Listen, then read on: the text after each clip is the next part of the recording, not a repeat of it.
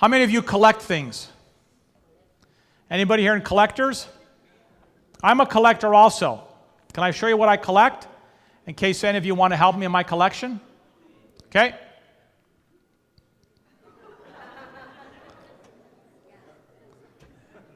Anybody want to help me collect that? You know that, our Canadian currency has gone through some big changes in the last couple of years to try to minimize counterfeits. A number of measures. If you have a Canadian bill in your hand, most of the currency right now is this new currency. The Mint has introduced a number of security features, one of them being a metallic strip that when you tilt the note, the numbers and the maple leaf change colors. There's what they call a ghost image. If you hold the bill up to the light and you look through it, a small image of the portrait appears. If it doesn't, then it's counterfeit. And it has to appear from both sides of the bill. Dashes, hold the note to the light, and when you look through it, the dashes that look like dashes on the bill, when you hold it to the light, those dashes form a solid line. That is another feature to minimize counterfeit. What they call the puzzle number. Hold the note to the light and look through it. Irregular marks on the front and the back of the note form a complete number. It's visible again from both sides of the note. This is the one I'm really trying to collect, but this is the ones I have the hardest time collecting.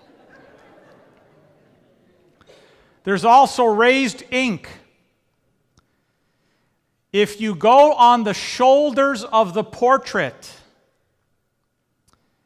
the large number and the words Bank of Canada, the ink should be raised.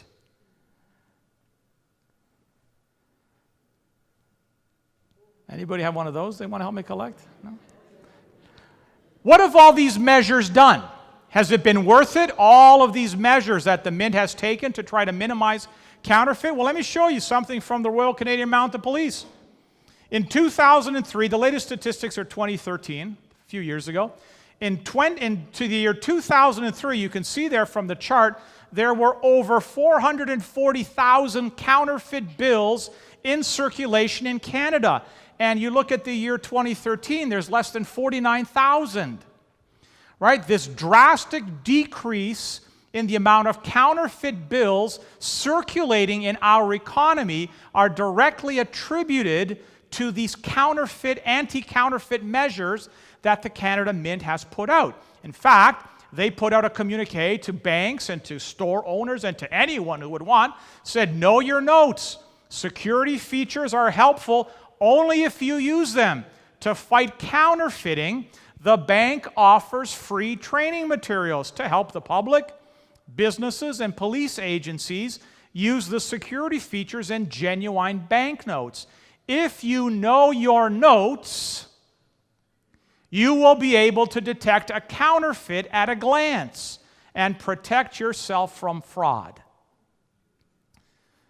Bank of Canada says if you know what the real money looks like, you will be able to detect a fraud. Well, I'm going to tell you, if you know your Bible,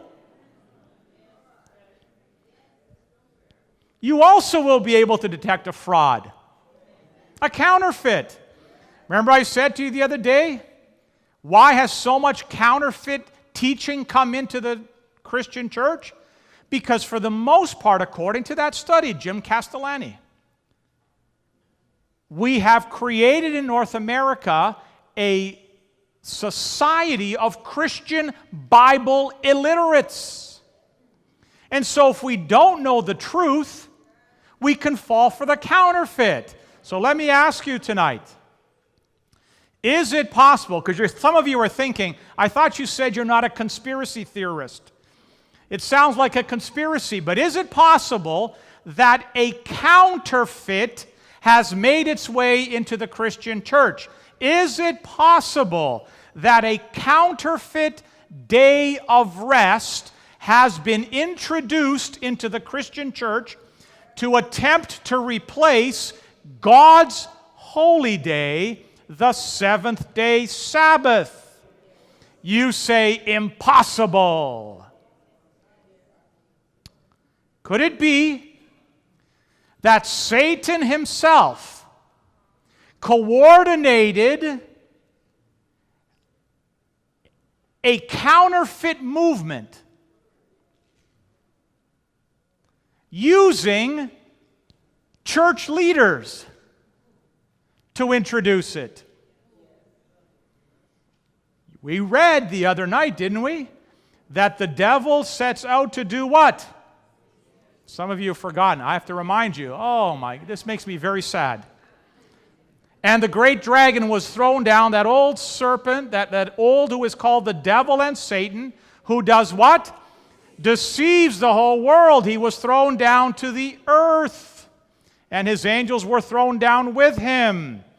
Now, if Satan is going to deceive the world, doesn't it make sense that if he's going to deceive the world, that he would go after God's law? Because if you're able to knock the legs of God's law out from underneath us, right, then everything will come crashing down. We studied the other night that God's law reveals God's character. So wouldn't it make sense, if you want to take down God's church, well, knock out the pillar of God's law?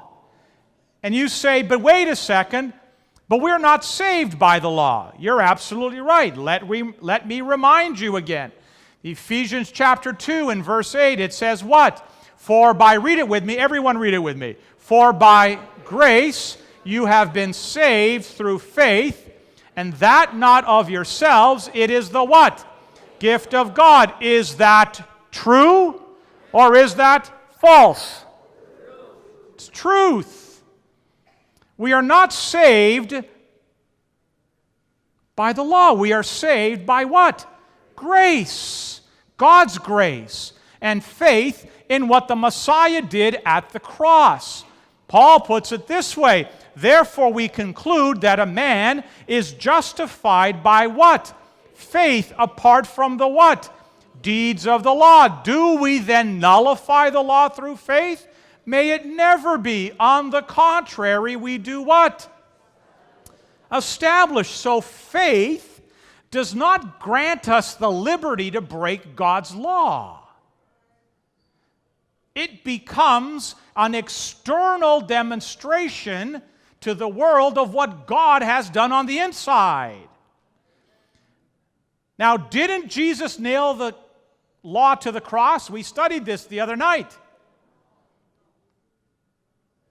You know, it's very interesting because, again, I get a lot of well-meaning people. You know, I tell you this, again, I always feel I got to preface it by saying, I'm not judging folks. I'm not saying they're not good people, loving people, but sometimes they say stuff to me that, to be honest, it doesn't make a whole lot of sense. Because they'll say, the law was nailed to the cross. And I'll ask them, okay, which law? Which law? Thou shalt not commit adultery? No, that one still exists. Thou shalt not use the Lord thy God's name in vain? No, that one still exists. You shall have no other gods before me? No, that one still exists. Honor your father, that one exists. Bear false witness? No, that one exists. And you go down. The only one they have an issue with is the fourth commandment, remember the Sabbath day. So I say to them, listen, really what your argument should be is not that the law was nailed to the cross, the Sabbath was nailed to the cross. Because that seems to be the only one you have an issue with.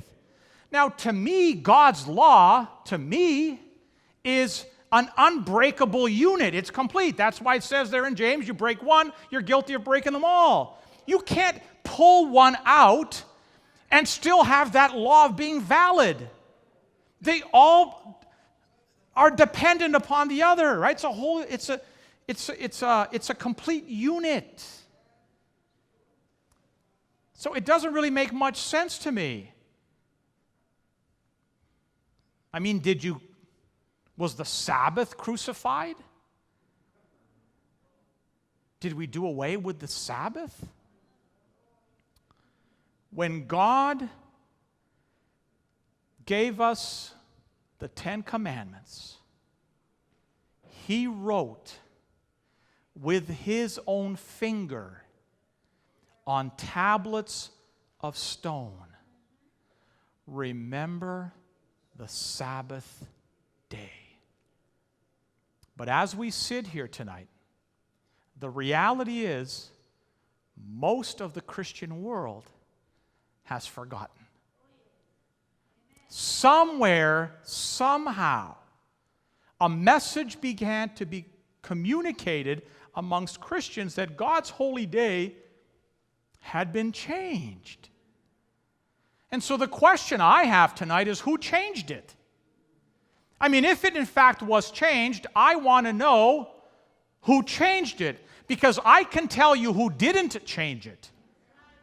I know God didn't change it. How do I know God didn't change it? Because my Bible says this: "For I, the Lord, do not" what? Change. Malachi 3:6. Did God change the Sabbath? Yes or no? No, God didn't. Well, then who did? Well, I'll tell you who didn't. Jesus didn't. Do you know how I know Jesus didn't change the Sabbath? Because my Bible says Jesus Christ is the same what? Yesterday, today, and for how long? Forever. Jesus didn't change it. Who changed it? I'll tell you who didn't change it. The disciples didn't change it. Do you know how I know that? Because when pressed, here's what they said: "We ought to," but Peter and apostles answered, "We must obey" whom? God rather than whom? Men. God didn't change it. Jesus didn't change it. The apostles didn't change it. Tonight we're going to go to a prophecy in the book of Daniel. Hope you like prophecy. That reveals to us who changed the Sabbath. I'm going to show you how God predicted hundreds of years in advance that church leaders in the early centuries would compromise their faith. I'm going to read a prophecy with you. We're going to study it, that says that religious leaders introduced this counterfeit. It sounds like a conspiracy theory, but let's let the Bible speak for itself. You will realize tonight that God didn't change the Sabbath. Jesus didn't change the Sabbath. The apostles didn't change the Sabbath. It was an act of men. When church leaders compromised their faith for the sake of convenience. This has very important significance to us because it speaks to who is our spiritual guide or spiritual authority. Where do we go to on spiritual things for our underpinning, for our authority? Do we go to the teachings of men, or do we go to the "thus saith the Lord"? Let's go to the book of Daniel. You ready? A lot of people get scared of the book of Daniel, but you're going to notice that it's really quite simple, provided you let the Bible speak for itself. We don't have to be inventing anything here. We're going to let the Bible speak for itself. Are you ready? Let's go to Daniel chapter 7. Daniel spoke, saying, "I saw in my vision by night, and behold, 4 winds of heaven were stirring up the great sea." So far, so good? "And 4 great" what? "Beasts came up from the sea, each different from the other." Here's where you start with a problem, because folks go, "Oh, here we go, 4 beasts. Now, what in the world does that mean?" Let the Bible speak for itself. In Bible prophecy, what does a beast represent? Let's go to the book of Daniel. Chapter 7, verse 17. Look at what it says. "These great beasts, which are 4, are" what? 4 kings which arise out of the earth. So in Bible prophecy, a beast represents what? A king, or, watch, verse 23, the fourth beast shall be a fourth what? Kingdom on earth. So in Bible prophecy, a beast represents what? A king or a kingdom. Okay? Daniel saw how many beasts? 4. Now, we didn't study this other prophecy, but some of you know it, many of you know it. In Daniel chapter 2, King Nebuchadnezzar had a dream. Who had the vision here in Daniel 7? Daniel did. In Daniel chapter 2 was King Nebuchadnezzar. In Daniel chapter 2, King Nebuchadnezzar did not see 4 beasts. He saw a metallic statue made up of 4 metals.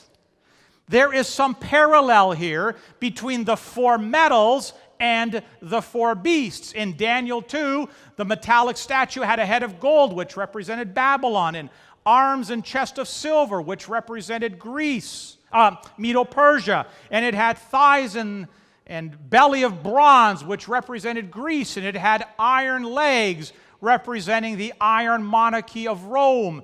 And at the end of those legs were feet, and those feet have how many toes, unless you've had an accident with a lawnmower? 10.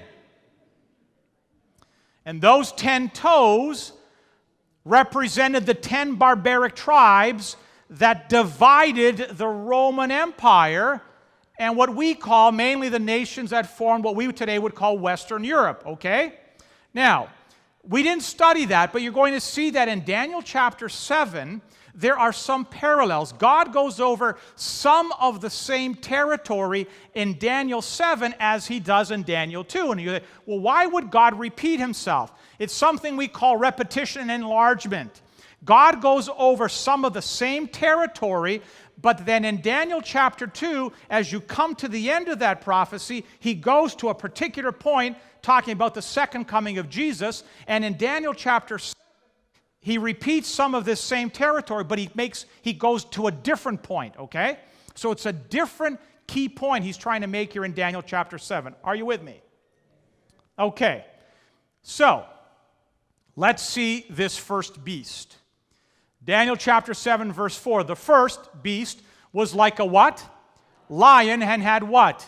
Eagle's wings. I watched till its wings were plucked off, and it was lifted up from the earth and made to stand on 2 feet like a man, and a man's heart was given to it.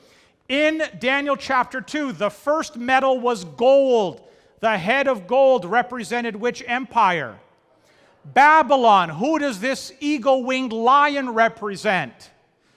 Let's not have to guess. We don't need to speculate. Let's go here to the book of Jeremiah, chapter 4 and verse 7. Speaking of Babylon, look at how Jeremiah describes the what? Lion has come up from its thicket, and the destroyer of nations is what? On his way. Now here's in verse 13. His chariots, again speaking of Babylon, his chariots like a whirlwind, his horses are swifter than what? Eagles. An eagle-winged lion represents Babylon. If you have the chance to visit the Pergamon Museum as an example, in Berlin, I've been there, you will see the Ishtar Gate. And you will see all of those eagle-winged lions representing Babylon. Archaeological discoveries have found coins and statues of lions with eagle's wings representing Babylon. The eagle-winged lion covers the same territory as the gold head of Daniel 2, Babylon, the first nation. You with me? Okay. Second, Daniel chapter 7, verse 5. And suddenly another beast, a second, like a what? Bear. And it was what?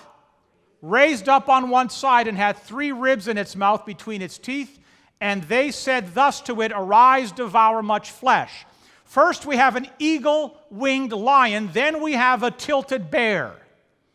Right? Now this in itself is not that strange because we're used to seeing symbols, animals represent nations. If I said to you, the eagle represents which nation? The bald eagle represents the United States. The bear represents Russia. And the mighty beaver?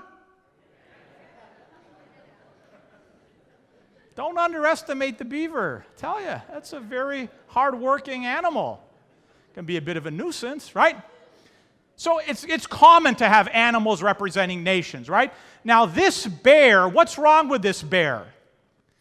He's tilted, right? He's raised up on one side. Why? Well,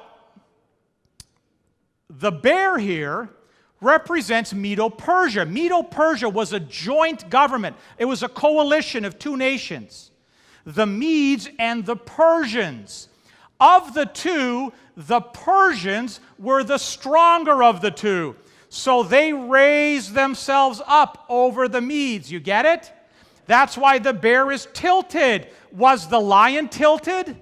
No. Do you see the accuracy here of Bible prophecy? Because Bible prophecy, what it is God telling history in advance.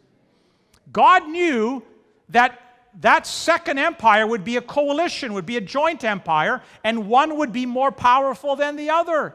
And it raised up over the other. The second one represents Medo-Persia. This is what was represented in Daniel 2. We didn't do it, but by the chest and arms of silver. Is silver inferior to gold? Yes. Okay, you with me? Let's go on to the next one. Verse 6. After this I looked and there was another, like a what? Leopard, which had on its back how many wings? 4 wings of a bird. The beast also had what? 4 heads, and dominion was given to it. Now that's interesting. How many heads did the lion have? How many heads did the bear have? How many heads does this bird-winged leopard have? 4. Well, that's interesting. What in the world does this represent? Well, if we follow the sequence of Daniel 2, we have Babylon, we have Medo-Persia, and then in Daniel 2 you have the thigh and the belly, the thighs and belly of bronze represents whom? Greece. Now, one of the interesting characteristics of the Greek Empire under Alexander the Great was the speed with which he conquered the world. Something like 4 years, 2 million square miles, 20 million subjects in 4 years. So let me ask you something. If you wanted to depict a fast animal, what would you pick? How about a leopard? But if you wanted to be really fast, what would you put on that leopard's back? Wings, but not 2 wings like on the lion. It's got 4 wings, showing that it's really fast, but it also has 4 heads. Now, why would it have 4 heads? Alexander the Great conquered the world in some 4 years. He's 33 years old. He goes into a bit of a depression because to him, there was nothing left to conquer. He had come to the end. There's nothing left for me to conquer. He's a warrior. There's nothing left to do. History says he goes back to Babylon. He seemed to dominate the whole world. He couldn't dominate himself. Excessive lifestyle. He dies. He dies early. He has not appointed an heir. Who is going to take over for Alexander? Guess what they did with his empire? Anyone want to guess? They divided it, guess into how many parts? 4 parts. The leopard had how many heads? 4 heads. They took his 4 generals, they divided his empire, and assigned part to each one of the generals, Cassander, Lysimachus, Ptolemy, and Seleucus. You see the accuracy of Bible prophecy. How many heads on the lion? On the bear? On the leopard?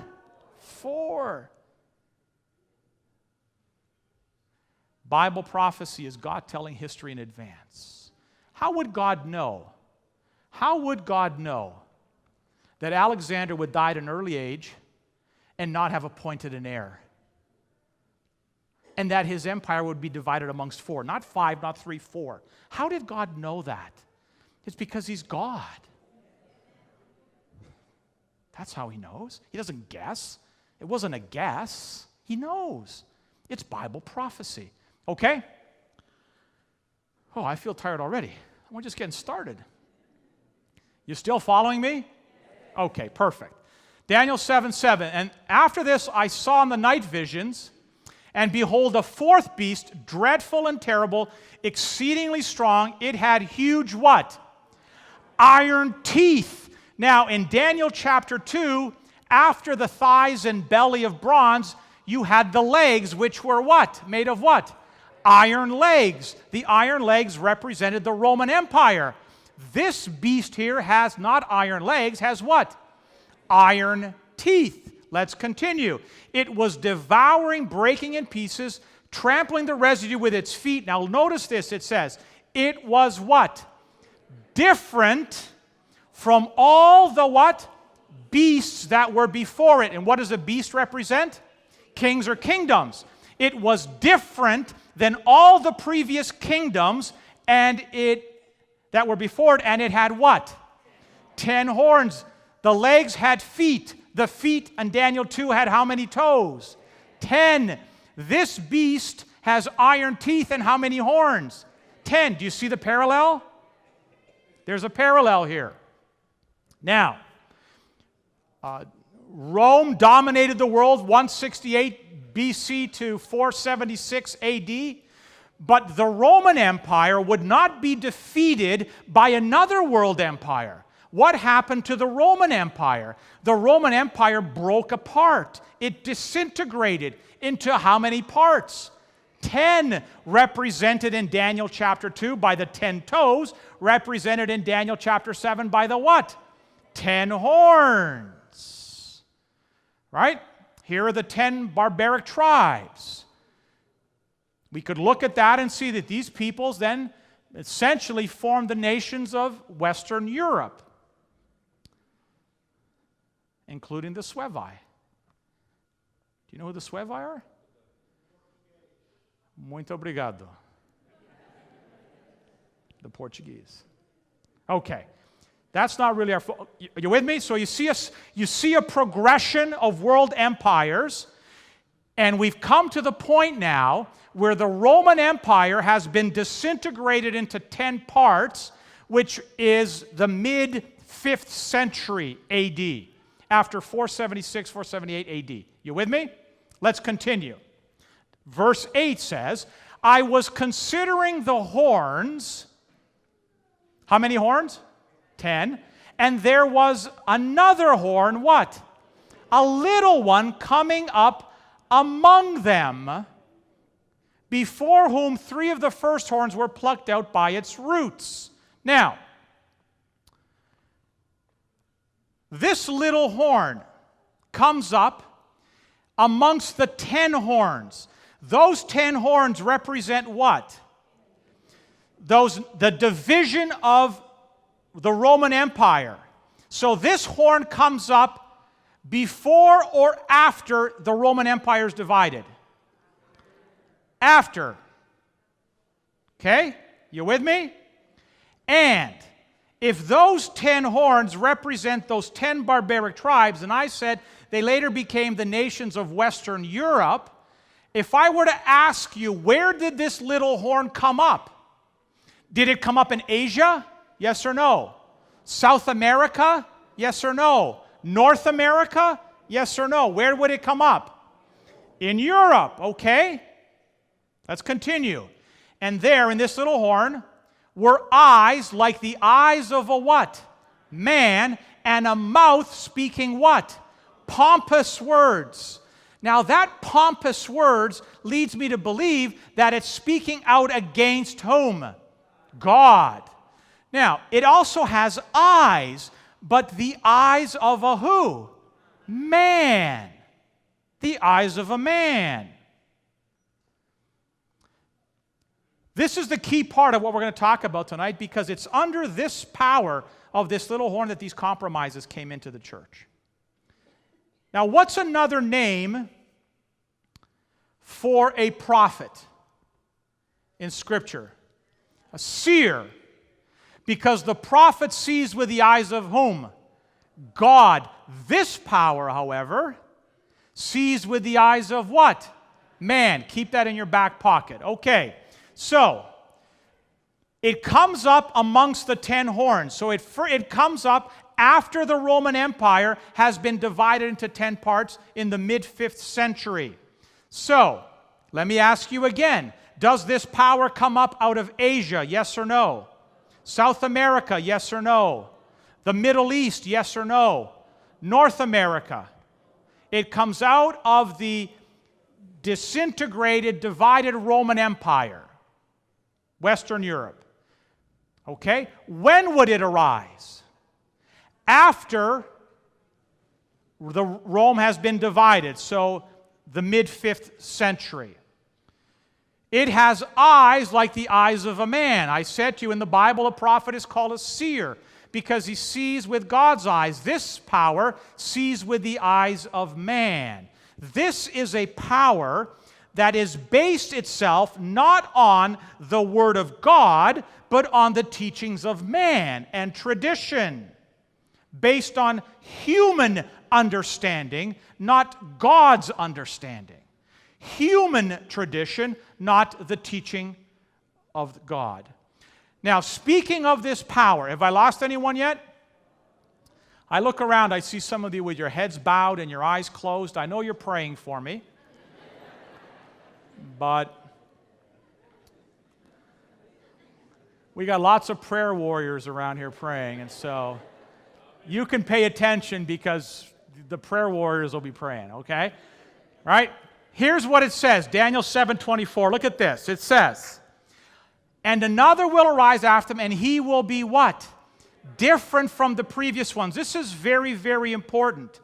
This power is different than the previous powers. What does the Bible say this power would try to do? Let's look. Daniel 7, verse 25. He will speak out against whom? The Most High. Speak out against God. Will do what? Wear down the saints of the highest one. What does that sound like to you? Wear down the saints. I know what it sounds like to me. It sounds like persecution. It'll speak out against God. It'll persecute the children of God, right? The saints of the highest one. And he will what?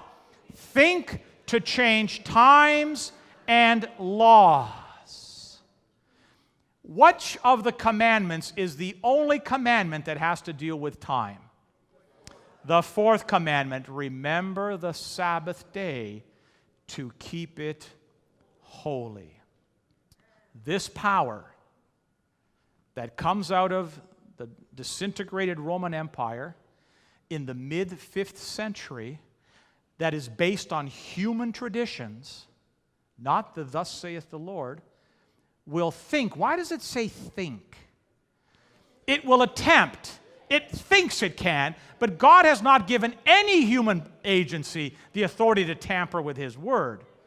This power based on tradition will attempt to change God's own law. God's own law that we read yesterday that God wrote on tablets of what? Stone with His own finger. Daniel chapter 8, verse, I think it should be verse 12, I think. I think that's not verse 2. I think it's verse 12. I think that's a mistake.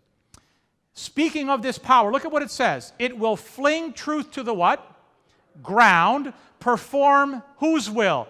Its will. So it takes the truth and does what?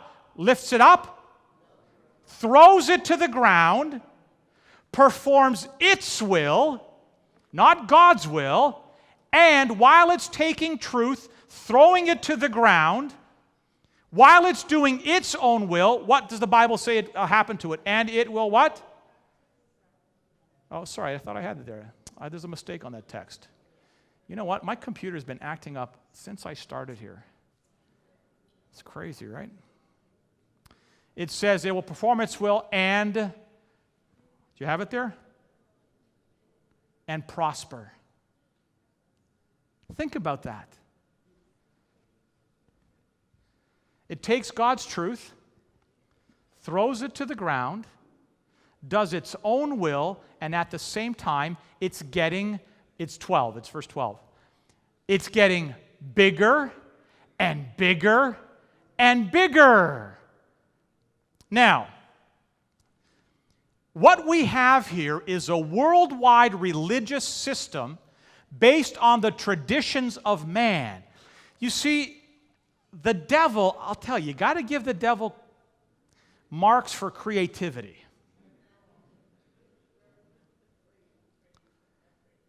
You see, because the devil had tried to destroy the church from outside. You see, the devil sent a persecution upon the church. And you know what happened? The more Christians were persecuted, the more people wanted to join the church. You see, I think even today, people get excited when they see people that stand for something and are prepared to die for something they believe in. And as the church was being persecuted and these Christians were being martyred, people would stand up and take notice and say, why are these guys prepared to die? What's this all about? And they would begin to investigate, and they would be converted. Right? And so the devil's strategy to try to destroy the church through persecution didn't work. It had the opposite effect. So at some point, the devil says, I'm going to, see this? My computer, see that? The devil says, the devil doesn't want to get the message out, but it's going to get out. The devil says, I'm going to change my strategy. And he says, what we're going to do is this. Rather than attack the church from outside, I'll attack it from within. Because when you plan for an attack, what do? If we were under attack here, right, we'd say, bar the windows, lock the doors. We would not think of an attack coming from our inside. And that's the shift the devil made. He said, I'm not going to attack them I'll attack them from within. He lifted up religious leaders. And, people had their guards down. This is a religious leader. They had their guard down, and counterfeit and deception began to make its way in. Now, this was a new strategy, but it was one that God knew was going to be employed. Because in Acts 20, talking to the Christian leaders, here's what it says. And from amongst where? Your own selves, men will arise speaking what? Perverse things. Some translation, perverse here, crooked things, corrupted things. And they will do what? To draw away the disciples after whom? Themselves. From amongst yourselves, he says. Listen, be attentive, ground yourself in the truth, because the deception can just as easily come from within. Be careful. Paul predicts it. Revelation predicts it. Daniel predicts it. It's going to come from the church.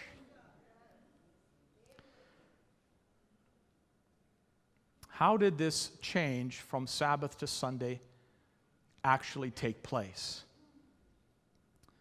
I'm going to open up the archives of the early church and show you some writings.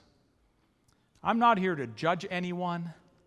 I'm not here to criticize anyone. I'm not the judge of no one. But I'm also not going to come here every night and not share with you what I believe to be the truth. Every night we give you a handout. I had a young man come last night and he said some of the things you said, and I said, listen, let's set a time and we'll sit down and we'll go through it. We'll go through it. That's why we give you the handouts. I would encourage you to study it and draw your conclusions. I'm not going to hide what I believe to be the truth. You understand that, right? But I'm not here to criticize anybody. I'm not here to judge. Who am I? I'm not the judge. I'm not the judge. You look at the early societies, you look back in Old Testament times, and Satan was successful in getting people to worship the sun. I mean, worshiping the sun wasn't that difficult for the devil to convince people to do, because he had convinced them already to worship sticks and stones, right? And so worshiping the sun, wow, the sun that provided warmth and helped their crops grow. And so as you go through history, you'll find all kinds of pagan and heathen peoples that worship the sun. You visit some of the libraries and museums around the world, you'll see different artifacts that speak to sun worship in some societies around the world. In fact, Dr. John Eddy wrote this: Sabbath, a Hebrew word signifying rest. Sunday was a name given by the heathens to what? The first day of the week, because it was the day on which they worshiped the sun. So you can find the artifacts. I mean, everybody knows this. There were peoples worshiping the sun. Pagan people, heathen people. The Christians worshiped on the Sabbath. The Jews worshiped on the Sabbath. Constantine is now the emperor. He becomes a Christian. Now, I can't judge his motivation to become a Christian. Some have suggested it was political. I don't know. Here's what I know. One day, the official religion of the Roman Empire is paganism. The next day, it's Christianity. He's a Christian now. But he begins to realize that his empire is falling apart. It's disintegrating. What's happening in the Roman Empire? Well, the Jews are revolting, right? They're at every opportunity, they're fighting against the occupiers. The Christians, they worship the Sabbath just like the Jews. So many of the Christians are being persecuted because to the Romans, they looked at the Christians as like a sect of Judaism, because they all worship the same day. And they're getting caught up in these persecutions. Meanwhile, you have the pagans worshiping on Sunday. You with me? So you got the pagans worshiping on Sunday. You've got the Jews and the Christians worshiping on the Sabbath. Constantine is now a Christian. He looks and he realizes my empire is falling apart. He figures if there's any possibility of bringing this empire together, if I'm going to have any possibility, I got to see if I can bring the Christians and the pagans together. And how are we going to do that? Well, one of the ideas was, if I could get the Christians to change their day of worship, this one thing it would do, it would differentiate them from the Jews. And therefore, well, they're not going to be persecuted anymore. They're going to be caught up in this. And if they would adopt, for example, the pagan Sunday, well, then I could get the pagans to come over and, you move this way and we move this way, and we come together and it's a happy compromise. Except what we're dealing with here is God's law. And it can't be tampered with. Constantine said, on the venerable day of the sun, let the magistrates and the people residing in the cities rest, and let all the workshops be closed. On Sunday, church leaders began to transfer the sacredness of the Sabbath to Sunday for the sake of convenience. Later, ratified by different legislative bodies. And this is what began to happen. Church, initially, and then state came together in the enforcement of this counterfeit Sabbath. Church leaders and religious leaders brought the pagan Sunday into the Christian church, arguing, one of the arguments being, listen, you're not going to be persecuted now because we're going to know you're the Christians and not the Jews. Catholic World, page 809, speaking as to what was going on in these days there in Constantine's time there as he was trying to keep everything together. The sun was a foremost god with heathendom. There is in truth something royal, kingly about the sun, making it a fit emblem of Jesus, the Son of Justice. Hence, the church in these countries would seem to have said, keep that old pagan name. It shall remain consecrated, sanctified, and thus the pagan Sunday, dedicated to Balder, became the Christian Sunday, sacred to Jesus. The Council of Laodicea, Christians shall not Judaize and be idle on Saturday, but shall work on that day. This is quite significant because for the first time you have the Lord's Day being referred to as Sunday. You know, roughly 300 years after the death of Jesus, for the very first time. But have we forgotten what Jesus said? He said, "For the Son of Man is Lord of the Sabbath." The Son of Man is Lord of the Sabbath. One more, Mark 2:28. So the Son of Man is Lord even of the Sabbath. The Bible is clear that the Lord's Day is the Sabbath. Remember the Sabbath day to keep it holy. For the first time in history, around the year 321, 325, the Lord's Day is mentioned in reference to Sunday. But the Lord's Day they shall especially honor, and as being Christians shall, if possible, do no work on that day. If, however, they are found Judaizing, which meant keeping Sabbath, they shall be cut off from whom? Christ. This is what was going on. Church and state conspiring to introduce into the Christian church a counterfeit day of rest. Daniel 7:25, the words of Daniel 7 say, "And he will think to change times and laws." The words of Ezekiel 20 should echo down the corridor of time, where God says, "Also I gave them my Sabbaths to be a sign between me and them, that they may know that I am the Lord who sanctifies them." Echoing in our minds should be the words of Revelation 14, verse 12. Here is the patience of the saints. Here are those who do what? Keep the commandments of God and the what? Faith of Jesus. I have here with me the Convert's Catechism. It is a tool that is used for someone that wants to join the Catholic Church. It's a study manual. This is probably the most popular one, I would think, written by Reverend Peter Geierman. It's right here.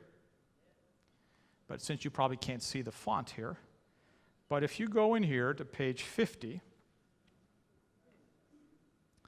here's what it says. Question. It's like questions and answers.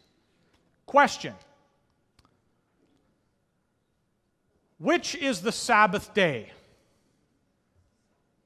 Answer. Saturday is the Sabbath day. It's right here in the Catechism. Next question. Why do we observe Sunday instead of Saturday? Answer. We observe Sunday instead of Saturday because the Catholic Church transferred the solemnity from Saturday to Sunday.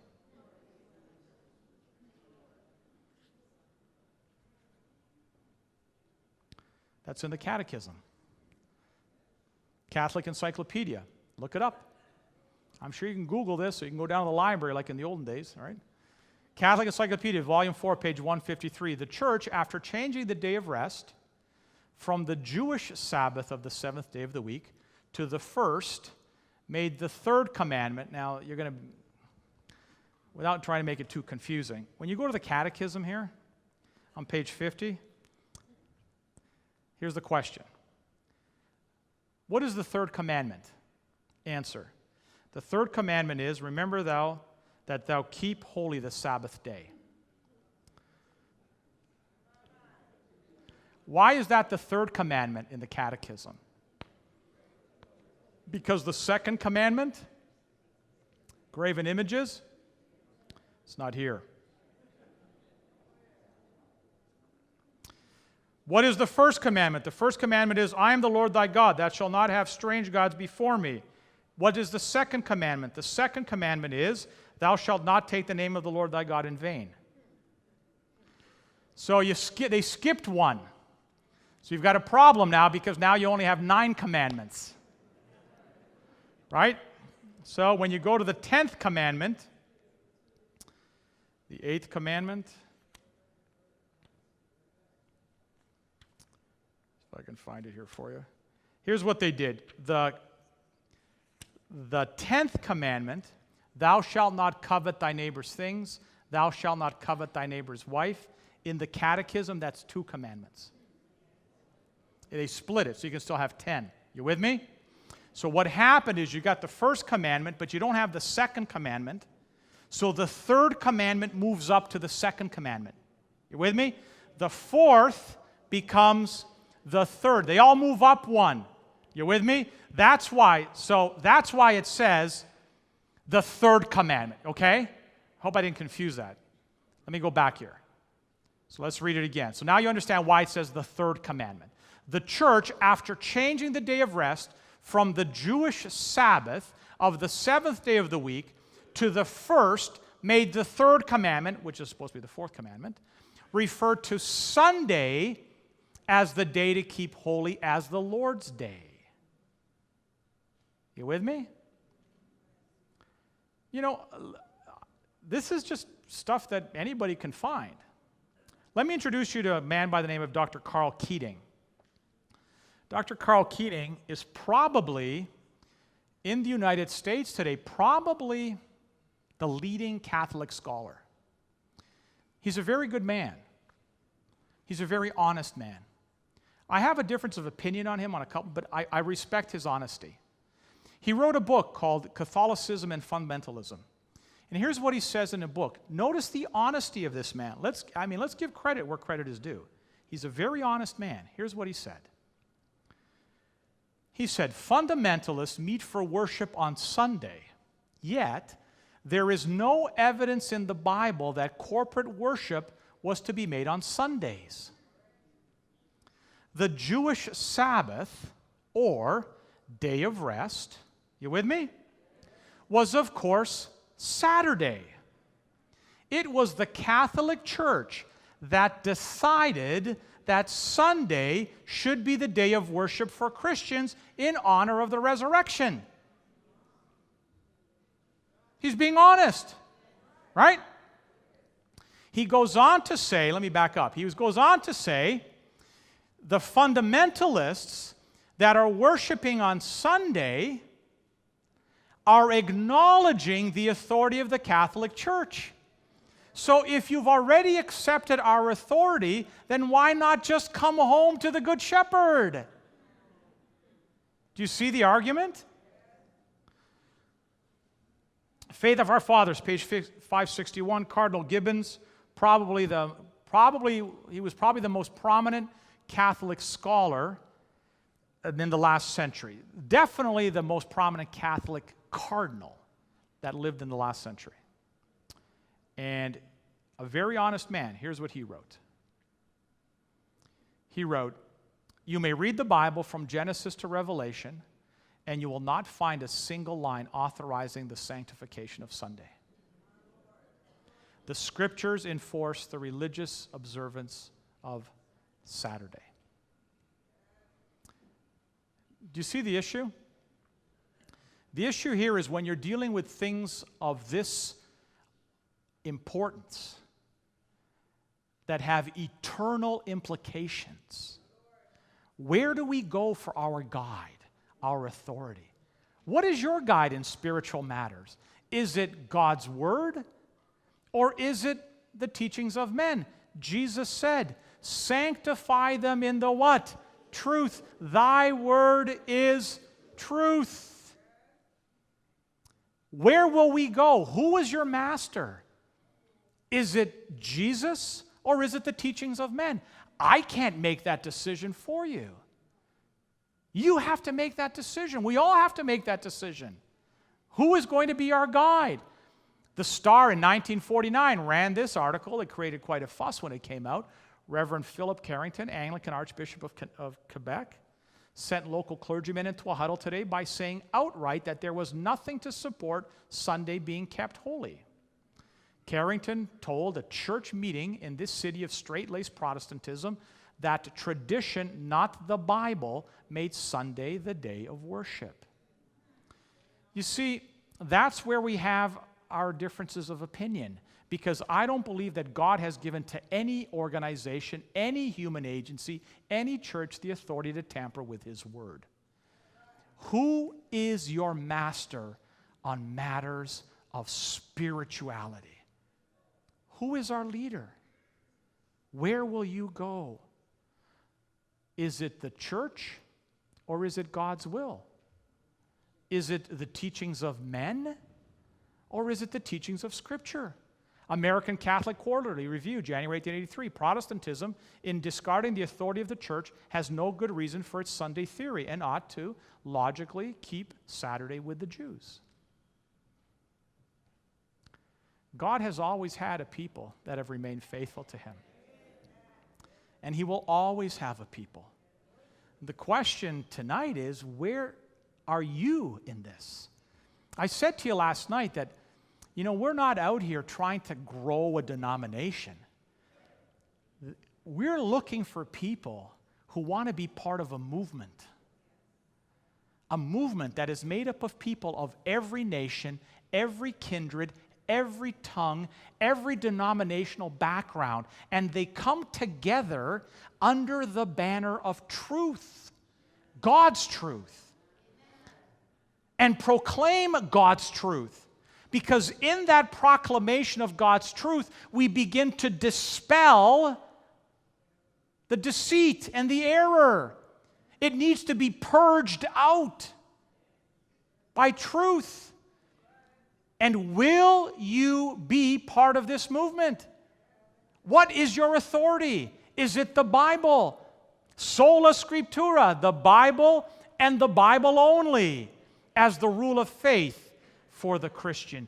Jesus Christ as the only guide for the Christian. I want to say to you tonight the words of Joshua 24:15. Choose for yourselves today whom you will serve. But as for me and my house, we will serve the Lord. How many of you want to take that